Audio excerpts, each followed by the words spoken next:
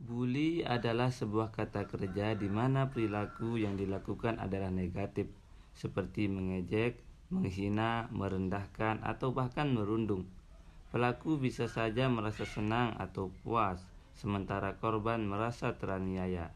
Dalam Islam, tindakan tersebut tentu tidak diajarkan, karena sikap-sikap tersebut bukan hanya melukai, namun biasanya menimbulkan hal-hal yang lebih besar akibatnya, seperti pembalasan dendam yang berujung pada kematian. Segala sesuatu yang baik dan buruk memang selalu berawal dari mulut. Sesuatu yang dikeluarkan baik, seperti ucapan positif dan baik, pasti akan menghadirkan ketentraman dan orang-orang akan berada di sisi akan tenang. Sementara mereka yang suka berkata jorok, mengumpat atau berkata negatif lainnya pasti akan dijauhi kecuali oleh mereka yang sefrekuensi. Maka bully adalah fenomena zaman sekarang yang sulit dihindari, baik itu di rumah, di tempat sekolah, atau di tempat kerja. Perilaku bullying selalu saja menyapa, entah kita sebagai korban atau saksi mata. Tapi tahukah Anda, bully sebenarnya bukan hanya muncul pada masa kini. Ia telah ada pada masa-masa orang tua kita. Atau jangan-jangan kita senang pula membuli karena belajar dari ucapan mereka dahulu, seperti kata, anak gendutku, anak pesek. Bukankah hal tersebut termasuk kata bully yang mereka tak sadari? Saat kita mengintip sejarah, bully pun dilakukan pada zaman jahiliyah, dan itu telah turun-temurun rupanya dengan berbagai macam gaya, seperti Nabi Nuh yang diolok-olok ketika membangun bahteranya, Nabi Muhammad SAW yang disiksa sedemikian rupa, seperti disebut gila, dicekik, atau bahkan dilempari kotoran, Nabi Musa, Nabi Yusuf yang dianiaya oleh saudaranya, dan hampir semua nabi mengalami penyiksaan versi mereka sendiri, di mana penyiksaan itu kita kenal saat ini sebagai bullying.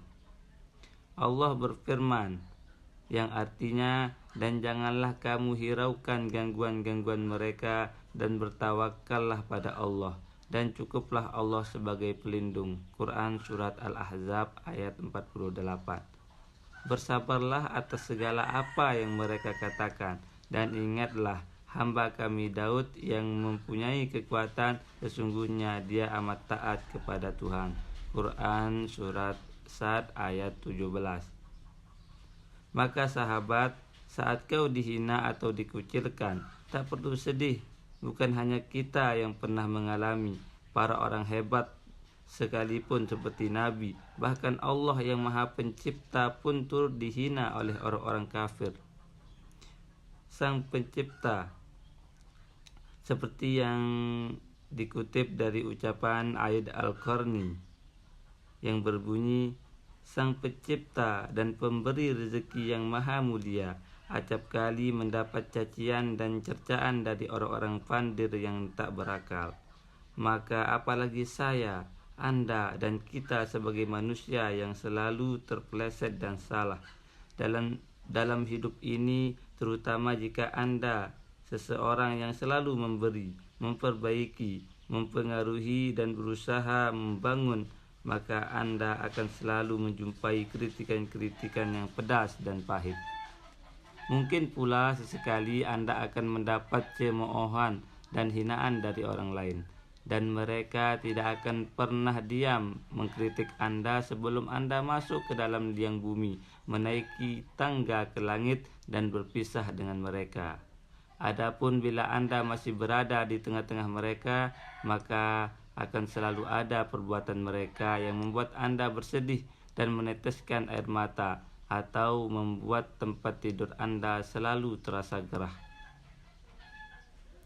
Lantas, berhenti membuat semua orang akan menyukai, berhenti menjadi sempurna agar semua orang menyayangi, karena hidup ibarat dua sisi koin yang berbeda, akan selalu ada positif atau negatif. Di balik orang-orang yang menghinamu, pasti ada yang berbelas kasih.